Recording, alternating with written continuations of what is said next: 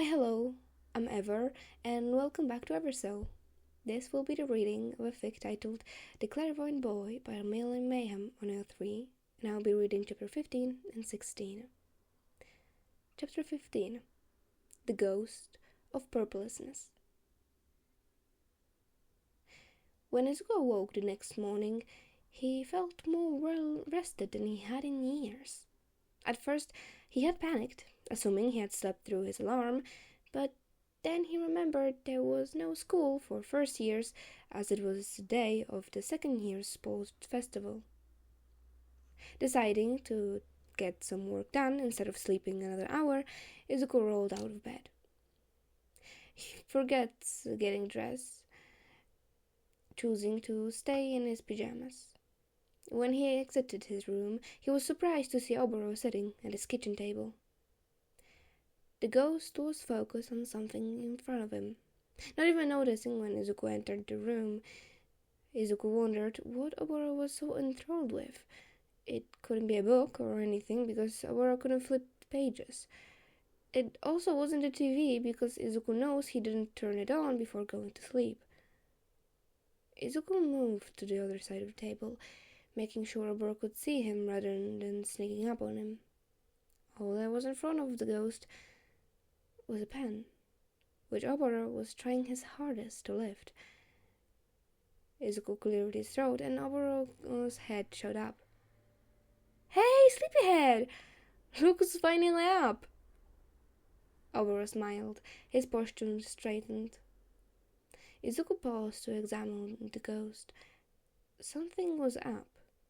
Oboro's smile didn't feel genuine. Narrowing his eyes, Izuku pointed at the ghost. "What's wrong?" Oboro's eyes widened before they quickly smoothed his expression back to his usual smile. "Nothing wrong. I don't know what you're talking about." "You're upset," Izuku stated rather bluntly. "I wore that same smile on my own face for years. You can't fool me." The wide smile Oboro sported flickered before falling. The ghost started to pick up at the peeling wood of the table, not that it did anything. It doesn't matter. It's stupid." Izuku took a seat across from the ghost. "If it's upsetting you, then it's worth something, even you might not think it's a big deal. And if it turns out it is nothing, then just talking to someone might help," he said, fiddling with his thumbs. Oboro blinked up at him. "It's just that last night, Shaw was injured during patrol. Nothing too bad, but he was stabbed and beat up pretty bad. I was there when it went down. I had to watch it all happen. I couldn't do anything. It was just so frustrating seeing all these people that may need help and not being able to give him a hand. I know it can't be helped and that there's no way to bring me back to life, but it still sucks. I'm trying to build stamina." The ghost wavered at the pen still on the table. "But at this rate, everyone I care about will be dead before I get the hang of it. I can't even lift the pen. It's pathetic." To prove his point, Oboro slid 3 of his fingers underneath the pen, his brows furrowed in concentration as he attempted to lift the pen. Offering his support, Izuku slid his hand on top of Oboro's. As soon as Izuku made contact, the pen rocketed into the air, hitting the ceiling before clattering back down onto the table. Both boys stood at the blue mark on the roof, left from the pen grazing the ceiling. Their gazes flickered back to the pen, and then to each other. Oboro slid his fingers back under the pen. It had lifted easily this time. Oboro even tossed it into the air a few times. Izuku hesitantly took his hand off of Oboro's. The pen that had been resting in his palm phased through the appendage and rolled onto the table. Oboro tried to lift the pen again, with no luck. He was only able to lift the pen once more when Izuku had resumed their contact. "Oboro?" Izuku said with a shaky voice. The ghost's eyes lifted to make contact with Izuku's own. "I think I just figured out a solution to your problem."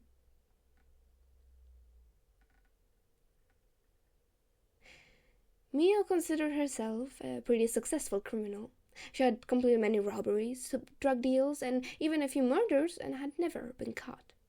Part of that was probably her quirk's fault. It was called Forget-Me-Not, and gave her the ability to erase people's memories of her. Nobody would report a crime they witnessed if they couldn't remember it. The police hadn't been able to make the connection because Forget-Me-Not was also a type of flower, so anyone who looked at the registry just assumed she could just grow that flower. Although recently there had been a little green vigilante following her around.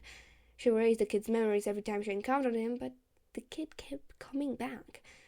He wasn't able to make much progress though, because any information he gathered would disappear as soon as Mia used her power. This night was similar. Mia was just walking through the alleys when a kid, wearing all black, jumped from the fire escape, blocking her path. She signed, before lifting her head and shooting him with a beam, successfully activating her quirk. She snuck off while the boy was disoriented, making sure to weave through a few streets before slowing down. A loud grumble from her stomach alerted Mio to her hunger. She wasn't too worried about it. All she had to do was nab something from the nearby convenience store. And nab something she did, making sure to use her power in the cashier before leaving. Munching on the granola bar she had stolen, Mio made her way back towards her apartment. At least that's what she was doing before the annoying vigilante jumped out of the sky again. She rolled her eyes. "Seriously? Again? You normally leave after the first time." Shrugging, Mia raised her hand to shoot off her quirk again. But this time, instead of standing still, the boy ducked. All Mia could do was stare in shock. The kid had never dodged before. Something had changed. The kid charged, fist reared back. Mia could almost laugh at how predictable he was. She caught his wrist just in time to feel a kick ram into her back. She turned around, but no one was there. It was impossible for the kid to kick her like that, with his feet firmly on the ground. Was there someone with an invisibility power? Mia swung her own fist at the boy, the hand he would use to block still in Mio's grip, but she was stopped by an invisible force. It wasn't until it wasn't invisible anymore. A slightly taller boy stood back to back with the smaller one. His cloudy blue hair stood up straight, and he had a bandage on his nose. Mia was caught in his hand, so she did what the only sensible person would do and attempted to kick the teen. But all the blue-haired teen had to do was take a step forward, breaking his contact with the tiny boy. The teen disappeared, and Mio's foot went through where the boy was standing. In her moment of weakness, the other boy used one of his legs to knock out Mio's remaining leg. With nothing left to support her, Mia collapsed to the ground. The smaller teen was quick to pin her down, and was soon joined by the taller one.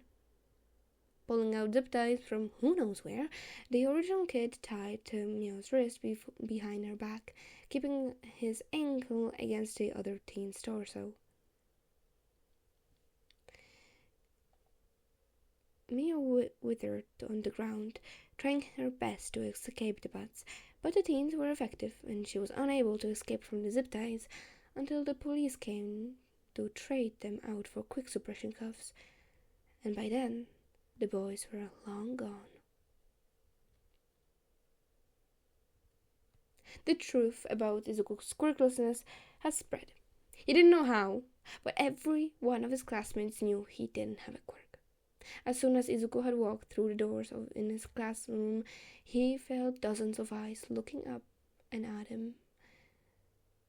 Izuku stopped in the doorway, scanning his classmates' expressions. There were looks of pity, disgust, hatred. Looks that Izuku thought he had left behind in middle school. He took a shuddering breath, doing his best to ignore the eyes judging his every move, and made his way to his seat. Izuku didn't bother pulling out his analysis notebook. He knew that if the wrong person saw it, the notebooks would be stolen from him. Izuku had a lot of important work in that book, work that was paying his bills. He couldn't afford to lose the time he spent gathering those notes.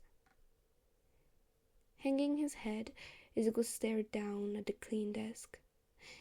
He had enjoyed not having to clean his desk every morning, the feeling of the smooth, pristine wood under his hand that had brought him a smile to his face. But of course, nothing good could last forever. Soon the desk would be covered in cruel black letters and carved out insults. From his seat in front of Izuku, Hitoshi turned around. He looked like he was about to say something, maybe about the escapade to the cafe they had the other day.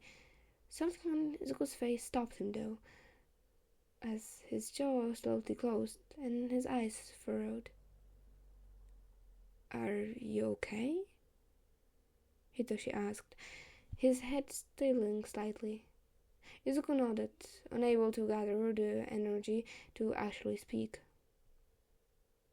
"You sure?" Hitoshi's eyes narrowed. "No offense, but you look like some just told you that you were going to be shunned for the rest of your life or something."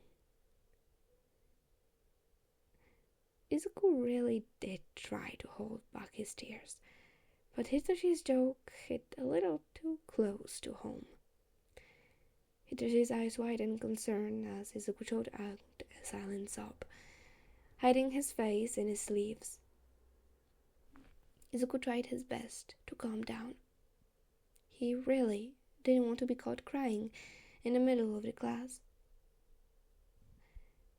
Hitoshi looked like he wanted to reach out, but had learned from previous experiences that Izuku did not like touch. The teen still offered his hand, placing it palm up on the desk. Izuku did not take Hitoshi's hand, instead taking deep breaths to try and get his emotions back under control.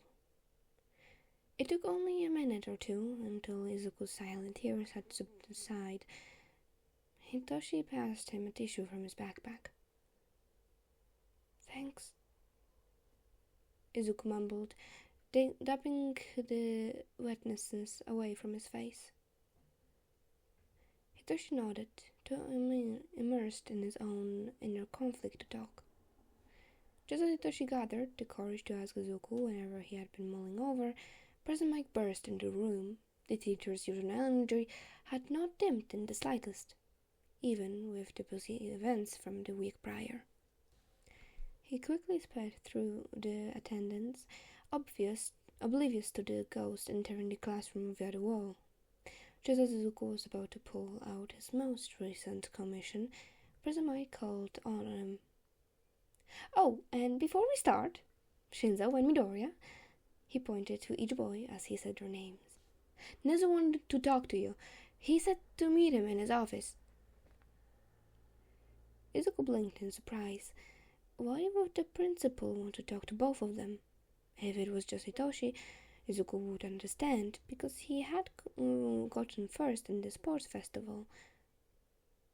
Izuku would also understand if it was just him, and the principal was expelling him. But there was no good reason he could think of for both of them being summoned. Hitoshi stood, swinging his bag over his shoulder. After putting his pencils back, Izuku did the same. The two walked out of the classroom, Oboro traveling beside them.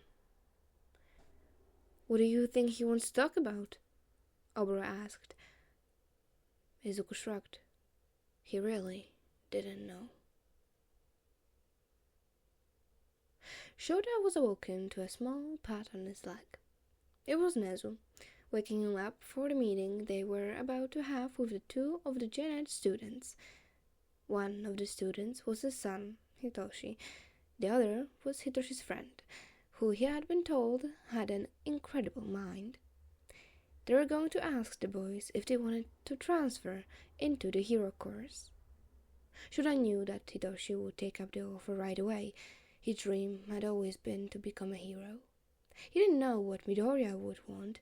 The teen was apparently quite skittish as well as a little strange, but who wasn't? Then again, Izuku's schizophrenia might be an issue. Shota would have to get him evaluated by Hound Dog. The tired man climbed out of his sleeping bag with a loud sigh, rolling up the yellow eyesore to use another time. He crouched down to let the principal hop into his scarf, a routine he'd hated at first, before picking up the folders at the table. Taking a minute or two before the students would show up, Shota flipped through Midoriya's folder again. He already knew what Hitoshi's looked like. The folder was thick, filled to the brim with medical reports and complaints from all teachers. Not even Nezu had read through the whole thing. After the few pages, Shota could immediately spot red flags.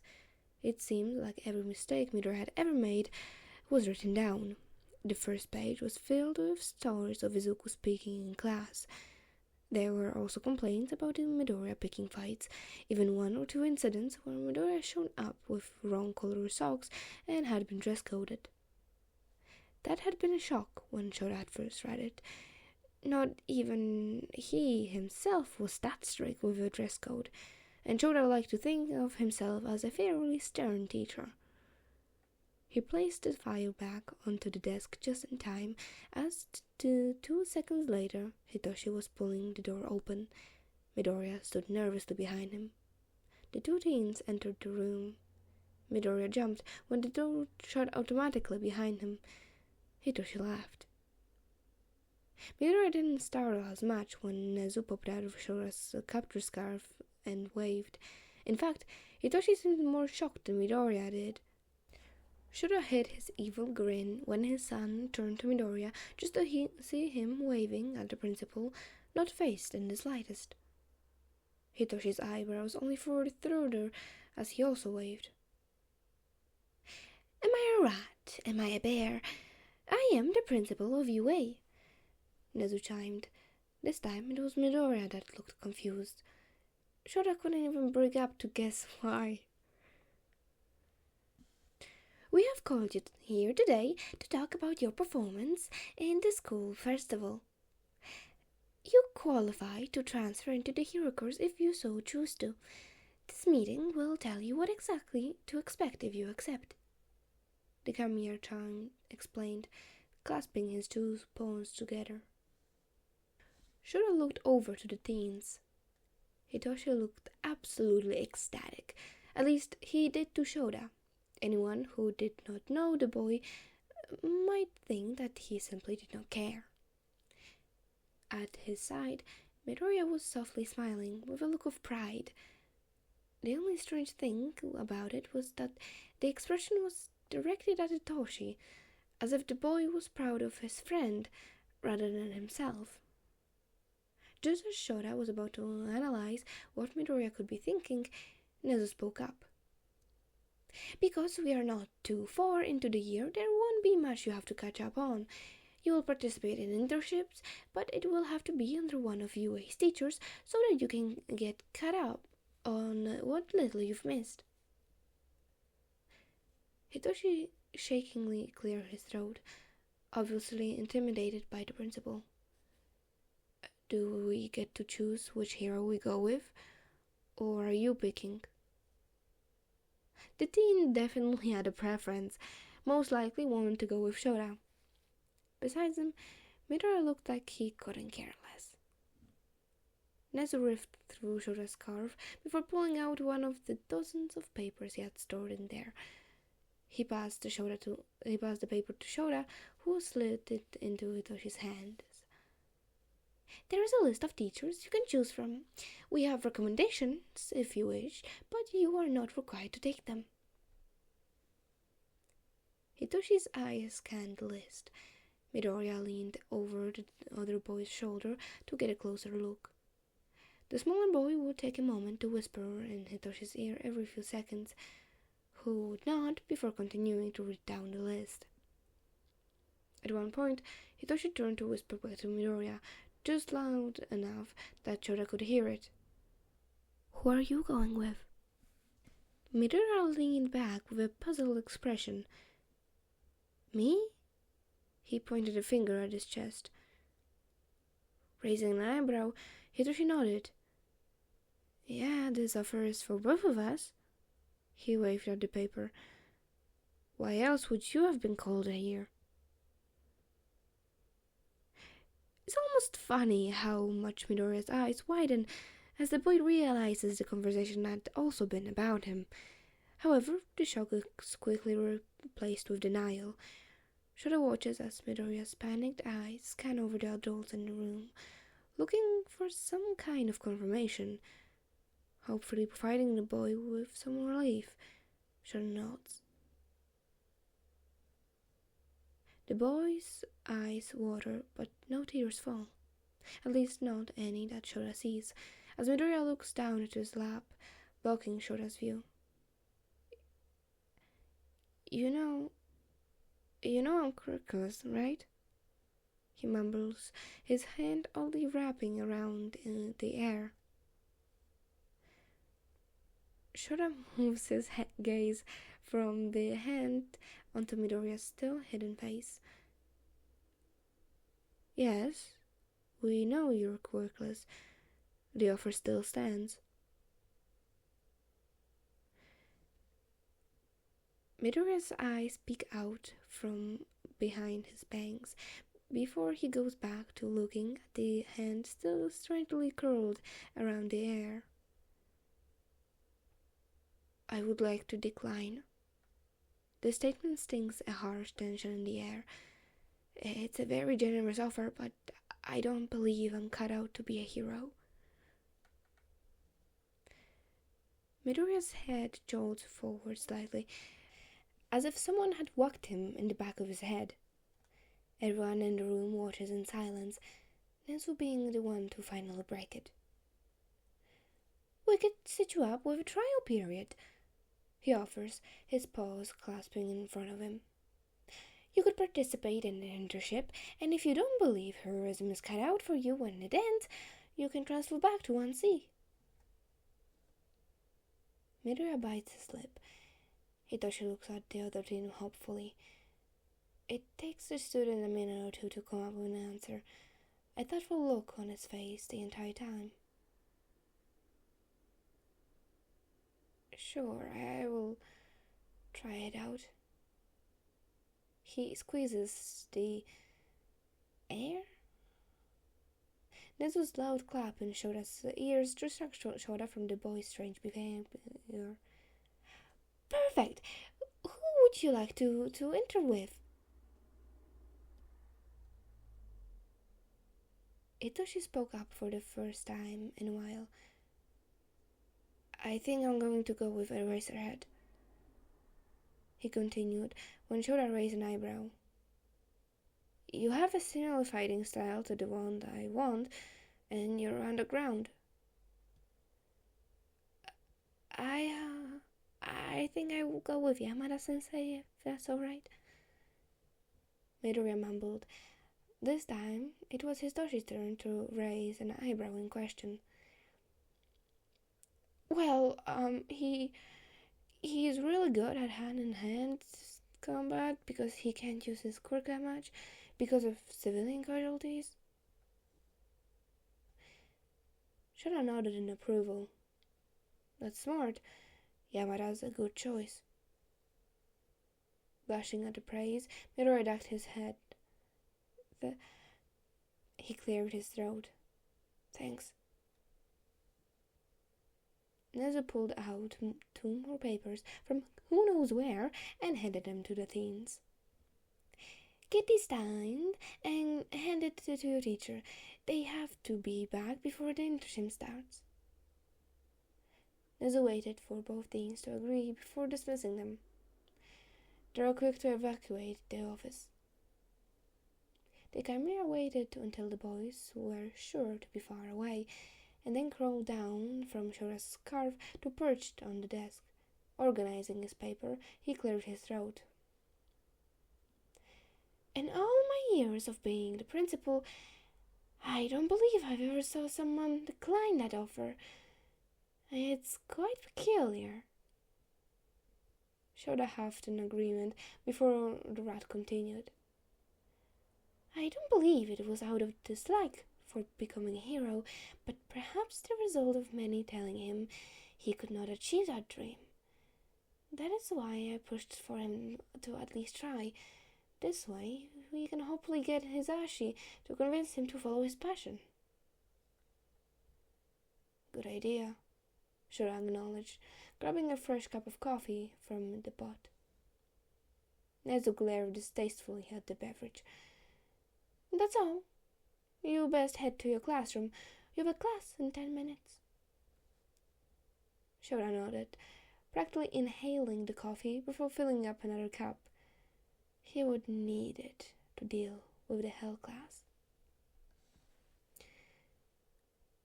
Chapter 16. The Ghosts of a Scraggly Man. Also, trigger warning for panic attacks in this chapter. Later that day, Izuku stumbled into his first aid class. He was still a little shell-shocked with the events that had taken place earlier that day. He was also extremely anxious, as he had seen Bakugo giving him the nastiest look in the cafeteria during lunch hour. The explosive boy was probably fuming, wondering how a reckless freak managed to cheat their way into the best hero school in the country. He didn't even bother pulling out his notebook, knowing he wouldn't be able to get his thoughts in order.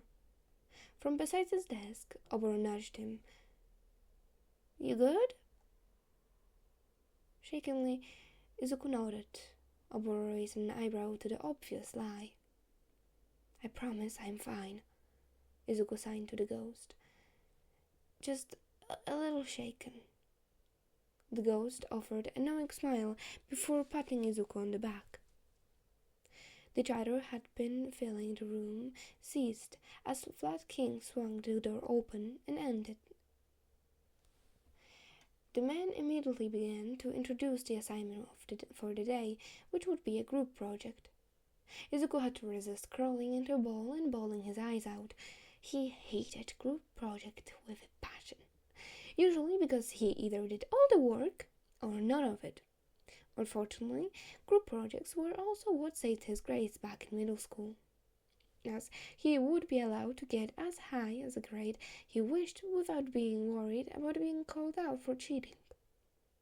The teacher would just assume the rest of the group did all the work and he was allowed to keep his high grade, instead of just assuming he was cheating like he did on most solo assignments. So far, the teachers at the UA hadn't accused him of cheating, even when he had allowed himself to get a 90 on his more recent math test. He was planning on risking 100 on his next quiz, just to see how it would go. It was refreshing, but the lack of low grades made the group project even more unappealing to Izuku. He didn't even know if anyone would want to group with him, considering he wasn't always in this class. He also wasn't sure if this class knew about his quirk status. As far as he could tell, nobody knew yet. There were no odd looks on any of his classmates' faces, but there was always a chance that one of them knew and was just waiting for an opportunity to spill the beans. Vlad King finished speaking, and the class quickly scattered to find a room. Izuku didn't bother getting up, knowing he would just get shoved in whatever group wasn't able to scrunch up enough members. So that's why he was so shocked when Monoma walked up to him. "Do you want to group up?" the blonde asked, leaning against Izuku's desk. He blinked in surprise, before slightly nodding. Somehow, Izuku's eyes got wider when Tetsu also asked to be in their group. Monoma raised an eyebrow when that question at Izuku, but made a decision to let Tetsu into their group as he saw the utter shock on Izuku's face. The group had huddled down in the corner of the room. Vodking had stopped by to drop off their supplies and practice dummy, as well as the paper stating all of the injuries that the dummy supposedly had. Izuku read through the list, deciding it was probably best for him to treat the burns, as he had the most experience. Tetsu and Monoma began to work on the dummy's broken leg. At one point, Monoma leaned over to whisper in Izuku's ear, "Are there any ghosts right here right now?" Izuku nodded, staring right at where Oboro was floating. Monoma gazed at where Izuku was looking, but didn't see anything. That is, until Izuku offered his arm out, giving the other boy permission to use his quirk. Monoma brushed his hand against Izuku's arm, his eyes widening when he was able to see Oboro waving. "Hey, what's up?" Oboro greeted, his usually wide smile somewhat even wider. "Not much. You?" Monoma replied, keeping his voice low so Tetsu wouldn't overhear.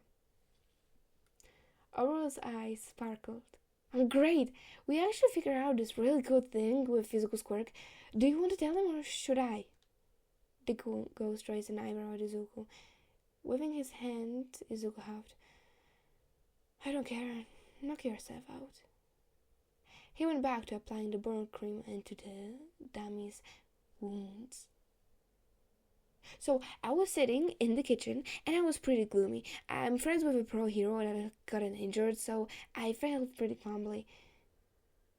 Oboro's hands moved around animatedly while he talked. Izuku interrupted him.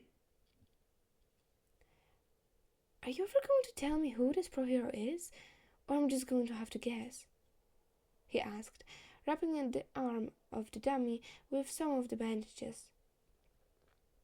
Oboro did not answer his question, instead choosing to shrug before continuing his story. Izuku had to suppress a sigh. "Anyway, I was actually trying to lift this pen, but it wasn't working well.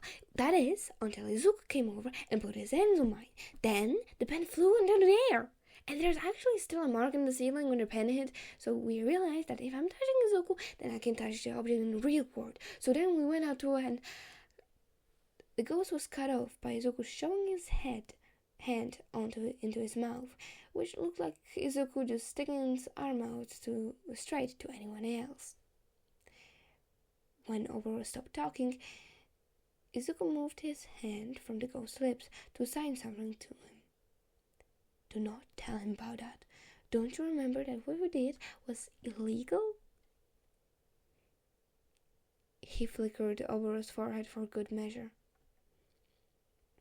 The ghost had enough sensibility to look guilty as he turned to Monoma. "Sorry, can't tell you that part. You should still get the picture, though." Monoma slowly nodded, his eyes narrowing at the two. If he wanted to continue the conversation, he was out of luck, as Tetsu called him over from where he had poorly wrapped the dummy's leg.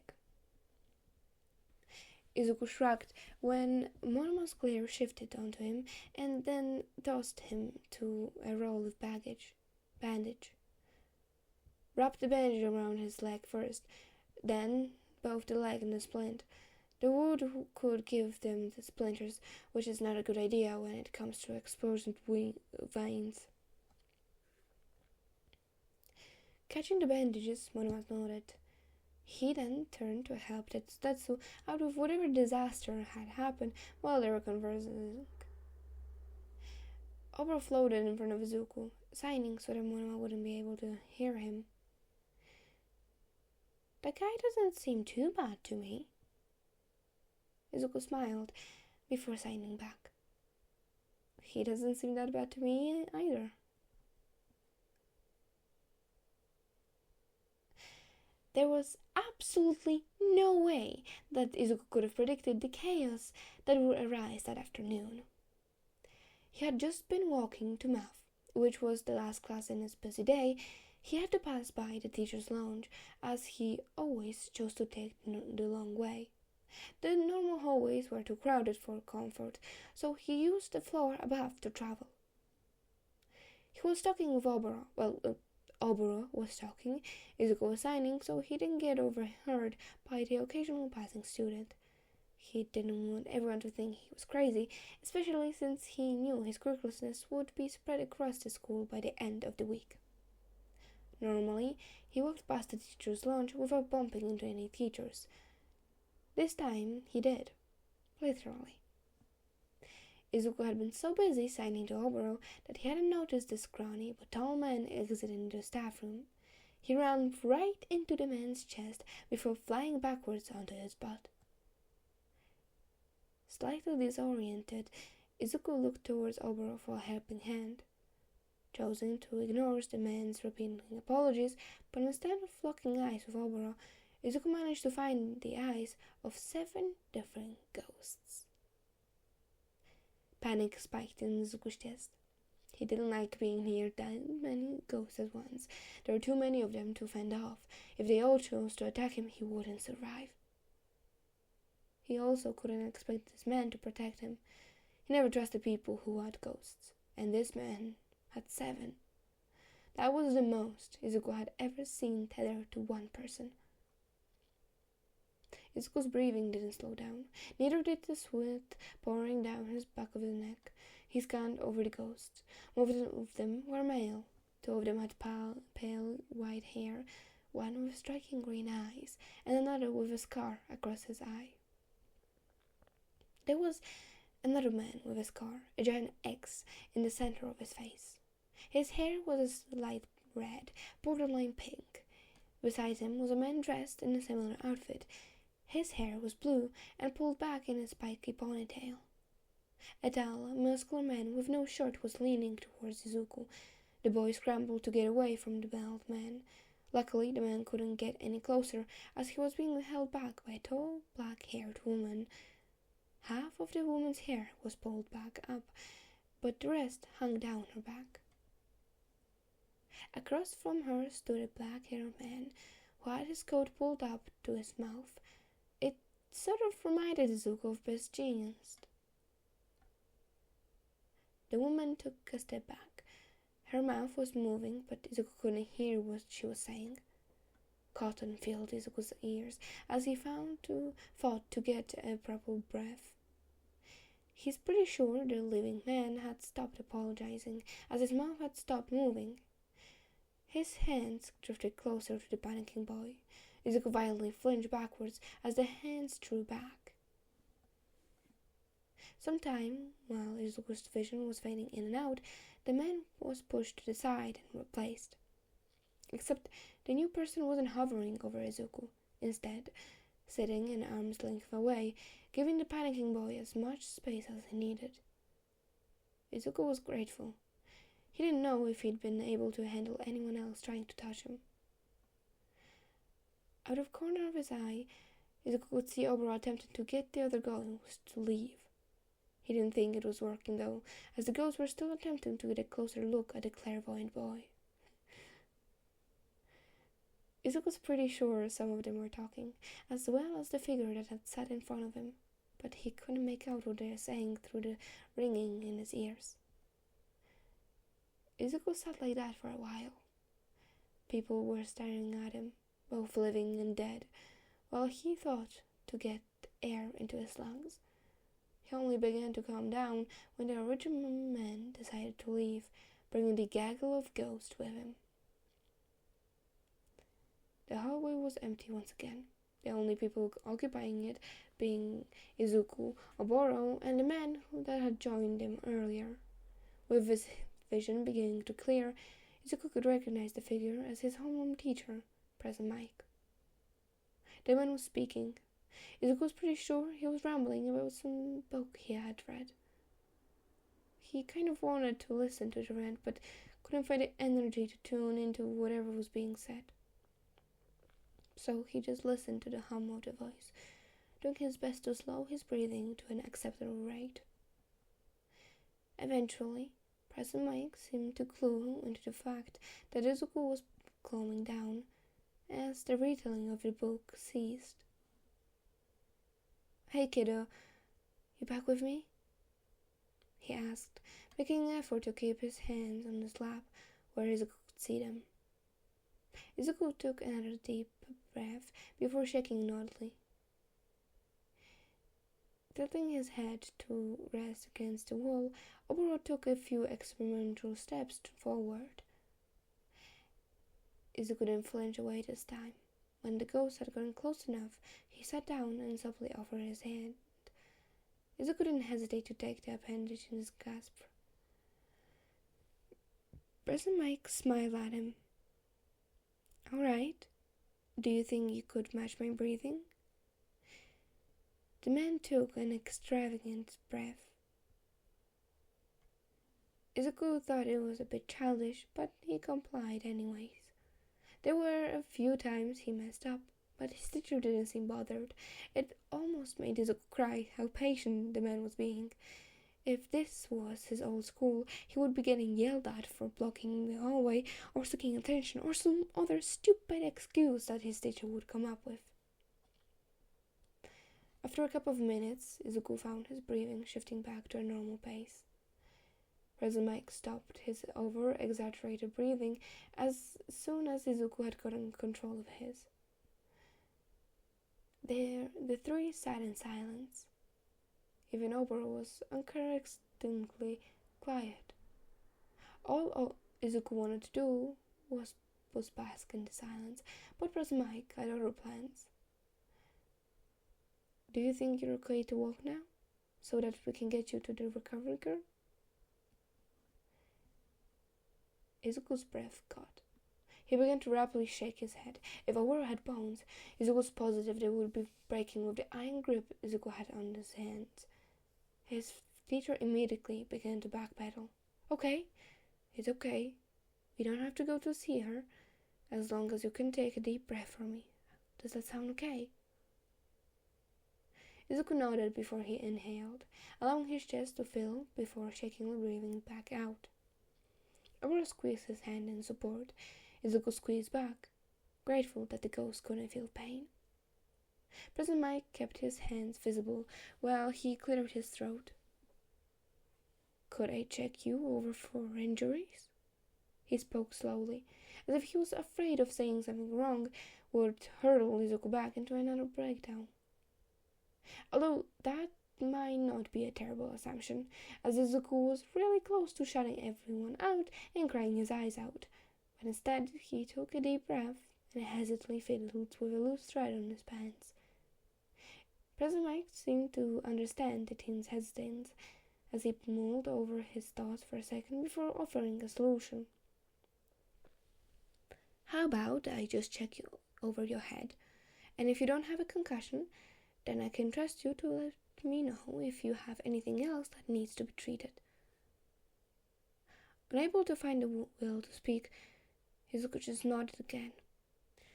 With a gentle nudge from Oboro, Izuku began to scoot away from the wall. Present Mike offered a soft smile before flashing the light of his phone into Izuku's eyes, checking his pupils. After a moment, the teacher lowered the light and asked Izuku to follow his finger, which the student did. "All right, I'm just going to feel the back of your head. It'll be fast, I promise," Present Mike said, slowly raising his hands. His movements were slow and precise, letting Izuku know exactly what he was going to do before he did it. When the hands made contact with the back of Izuku's head, he flinched, but Present Mike ignored the fact and favored feeling for any bumps or bruises. It took only a minute or two before Present Mike lifted his hands away and set him back on his lap. "All right, little listener, It looks like you're all good. Are there any injuries that might need to be looked at? Izuku shook his head. No. All I did was scrape my hands a bit, but they aren't bleeding. He held up the hands in question. President Mike's gaze shifted to the injuries. With a satisfied nod, President Mike stood. Izuku copied his teacher. Oboro helped lift him back to his feet. Do you need another minute or two? President Mike asked, placing a hand on his hip. Or would you rather head to class? Izuku's eyes widened in panic when President Mike's words hit him. He was supposed to be in class. He didn't exactly remember the bell ringing, but it probably did while he was freaking out on the ground. His homeroom teacher seemed to sense his inner turmoil and laughed slightly. Don't worry about being late, listener. I can just give you a late pass and it won't go on your record. The teacher pulled a slip of obnoxiously bright yellow paper from one of his many pockets and waved it round. Do you have a pen? Izuku blinked in surprise before nodding. Seconds later, the pen had been pulled out from inside his blazer and tossed to his teacher. The man smiled before turning to the wall, using it as a hard surface while he wrote. The panic that had been flooding Izuku's system minutes earlier had been replaced by shock. He had never had a teacher go out of their way to get him out of trouble. In fact, most of the time they would do the exact opposite. A teacher showing him basic human decency was a little bit jarring. Just as Oboro was getting concerned, Izuku was snapped out of the trace. The yellow slip was held an arm's length away from him. President Mike wasn't anywhere near his personal space. The boy took the late pass with a sheepish smile and bowed. Thank you, Amada-sensei. The teacher smiled before waving him off. It's no biggie. Now get to class. Izuku nodded before scrambling in the direction of his math classroom. He missed a small smile adoring his teacher's face, of the shock and confusion following the encounter.